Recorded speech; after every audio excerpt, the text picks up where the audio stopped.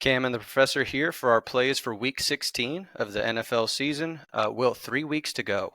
This thing is flying by. The playoffs are right around the corner.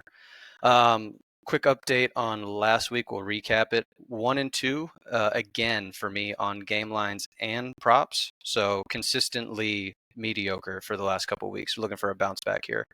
Steelers hit the under for me. It was under 19 and a half, but the Chargers laid an absolute egg, which I'll take the blame for. But the refs sold the push for the Commanders. I will not take the blame for that because the Commanders definitely should have covered that game. On the prop side, T. Higgins did his thing, but Brian Robinson could not replicate a good first half performance, and David Montgomery got hurt. So I don't know if he probably wasn't going to hit it anyways, but he got hurt early in the third quarter, and that obviously wasn't going to happen at that point. He's going to miss the rest of the year, actually, Yeah, regular that's season at least. crazy. I know. He's been like such a workhorse. I don't know how.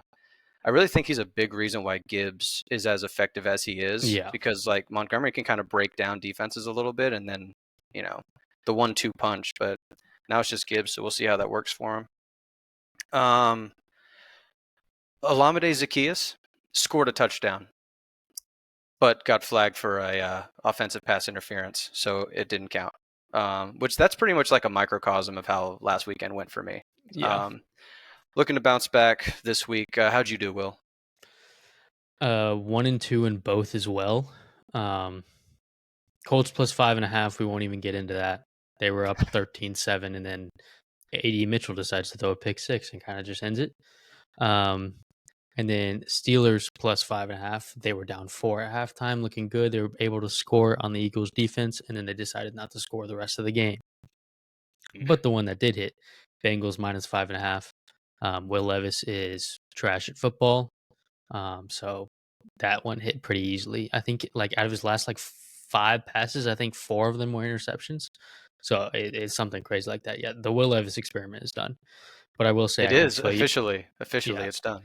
I will say I can feel you on the Commanders one because that was the last leg of my parlay. Everything else hit. Um, Such a bad so sell. That was a yeah, it bad was beat. it was horrible. Then player props 1 and 2 as well. Absolute snipe job of Xavier Worthy over 2.5 rushing yards. He had That was 25. got to do more of those deep dives, Will. Those I are like know. super effective for you.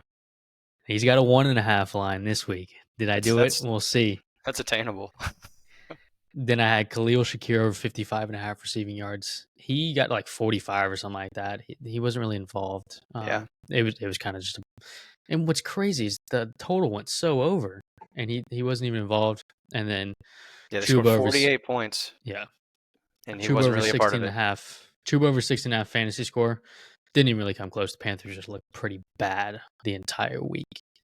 And then I wonder what the value for AD Mitchell pick six was. It's probably something crazy. I had him to Plus score a two, touchdown plus at plus 10,000. 350, and he decided to throw a touchdown to the other team.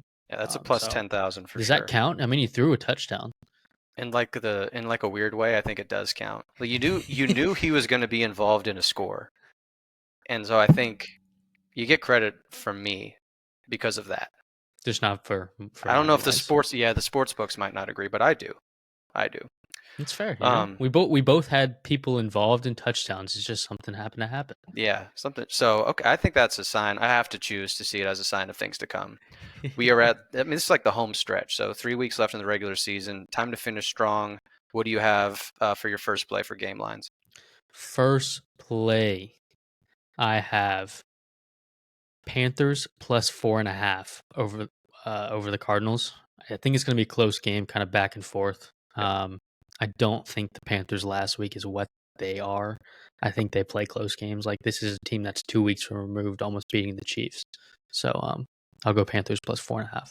And I'm going to I'm going to stay on that game. Little different play. I'm going to do the over 46 on that game. Cardinals on the road, their defense doesn't travel that well, and I think the Panthers are, like you said, I think they're going to have a little bit of a bounce back performance for whatever that means for the Carolina Panthers. But I don't think they're great, but I do think they're better than the product they put on the field last week. I think they bounced back in a sense, and they put some points up. But I also think the Cardinals put some points up. So Yeah. over 46. My next one, Bills minus 14. See, the NFL, a spread can't physically be larger, but it should be. Um, the Bills, I think that they're going to win this game like 38-3, 38-7, something like that.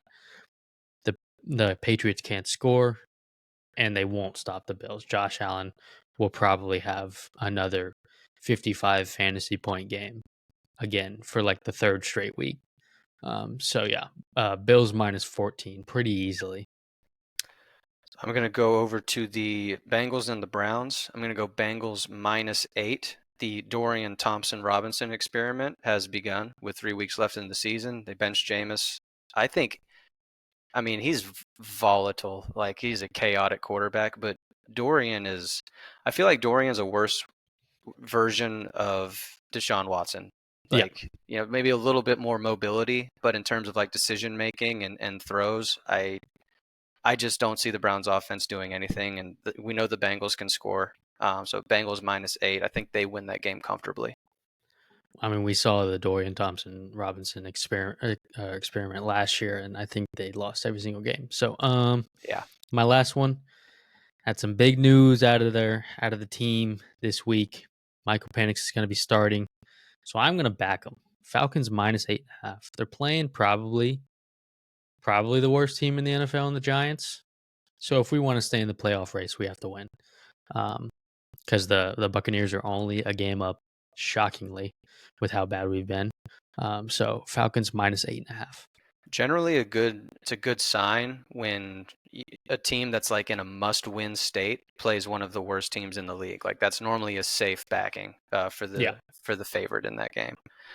My last one, I'm going to go Rams and Jets over 46. I think the Rams bounce back. It generally, I mean, you go from 40 whatever points against the Bills to 12 against the 49ers. I feel like you're bouncing, like, they're a little volatile on offense, but I don't think that 12 points is really who they are. I think they're not the 40. They're going to be somewhere in between, which would put them in like the 24 to 27 mark. That would kind of pace me towards an over on 46. The Jets offense has been looking pretty decent. It's the best Rodgers has looked. I mean, the last like 3 or 4 weeks. him and Um, Devontae are finally getting back on the same and page. I have a side. I'm not going to do it on the show, but I actually do have a Devontae over. I think they kind of continue that. I think they've got a good rapport going right now. So over 46 in that game. I think is a shootout. We'll jump over to player props. What's your first one? Kind of went chalk this week. Just back to good players. Maybe it'll work out. Um, Josh Allen over 23 fantasy score. We've seen the past 3 weeks. He's probably scored 40 in every single game. So we're going to go over 23. It seems like a low enough number. I agree. My first one, we're going to go Malik Neighbors. I still think the Falcons find a way to win this game, but over 60 receiving yards for Malik Neighbors. I've seen the worst blown coverages I've seen in football belong to the Atlanta Falcons.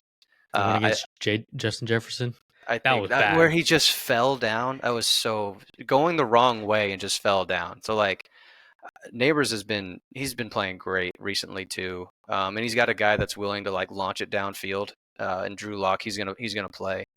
So I think over 60, he might have closer to 100. I'm gonna go over his 60 line. And what's crazy, every time with Malik, even if he has a bad game, in the first 3 quarters, he will do nothing.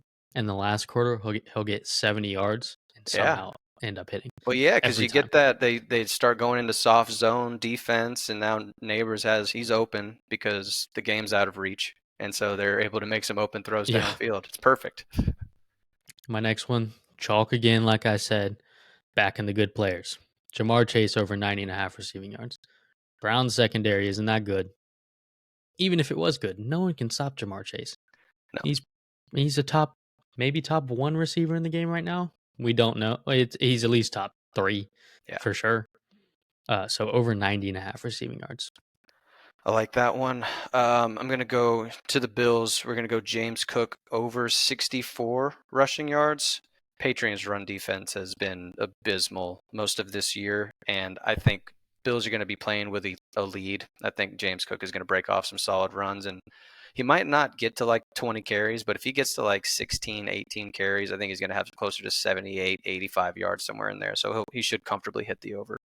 He'll probably average 7 yards a carry. He should. And then Ray Davis will take over in the fourth quarter. Yeah, when it's already out of Yep. reach. My last one, this guy has been getting for good reason, like 15 targets a game the past few games. So Trey McBride over 6.5 receptions. Like he's Kyler Murray's go-to. I don't know what Marv's doing over there, but Trey McBride is the guy over there right now. Yeah. So over 6.5. I want to say his lowest total in his last 4 is 7, and then everything else has been double-digit receptions.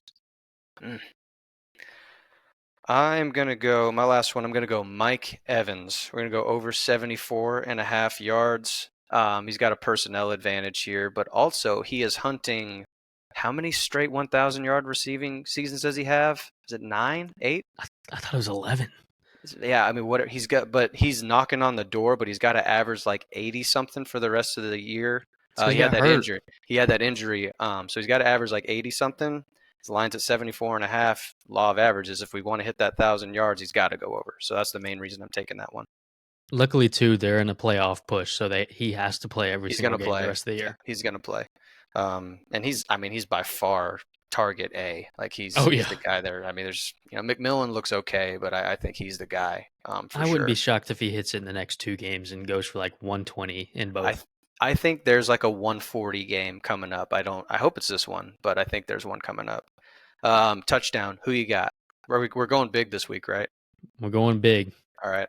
Big Penix energy. Michael Penix is scoring a rushing touchdown. You didn't share that one with me in rehearsal. Michael Penix, he could catch one too. He's going to score a non-passing touchdown. Michael Penix plus 600. He's more mobile than Kirk. I think even a QB sneak, something like that. But yeah, I think it'll probably be like Bijan just can't get in. Tyler Algier just can't get in. Kirk never ran QB sneak. Yeah. Because he couldn't because of his Achilles. Michael Penix can. I like it. I love that. I actually think that's really good value. Like crazy value. They put the ball on the one. Like you're gonna try it. He's a fairly mobile guy. He ran like what did he run in the combine? Or he didn't. I don't think he ran. But I think at his pro day, I think he ran like a 4.5, something like that, or 4.6. He can break one off too. All right, so I have a less aggressive play that I'm going to mention. Dawson Knox, I think, is going to score a touchdown. This isn't the one. We go with this though. This was only plus 340, but I saw what Will did, and I had to go with like a plus 600 or more. We're going to stick with the tight ends. We're going to go Rams tight end. Tyler Higbee is going to score a touchdown. Came back from injury. He's getting increasingly more involved in the offense, and I think he's got a pretty good friendly matchup. Plus 650 solid value for a guy that has scored touchdowns before in his career. Maybe not this year, but in his career, he's done it. So Tyler Higbee plus 650. Anything else before we wrap up? Follow the Twitter for a pick of every single football game tomorrow on Saturday.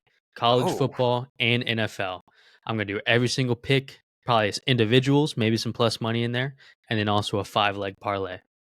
Oh, yeah. I love you're dumping on my content. Yeah. I got to step it up with the Instagram. No, go follow him on X. That thing's popping right now. Oh, yeah, it's X now. I keep saying Twitter. It's Twitter. It's Twitter, yeah. All right. Well, that's going to do it for today. We will be back on Monday. A little different from our regular schedule. It should be me, Will, and maybe Brandon. We haven't talked to Brandon, but we should be able to get him on. We will recap first round of the college football playoff, and we'll probably do some bowl previews and probably second round college playoff. We'll preview all of those games. But we'll see you then. I think that's all I got. You good? We're good. All right. Thanks for listening. We'll see you next time. Peace.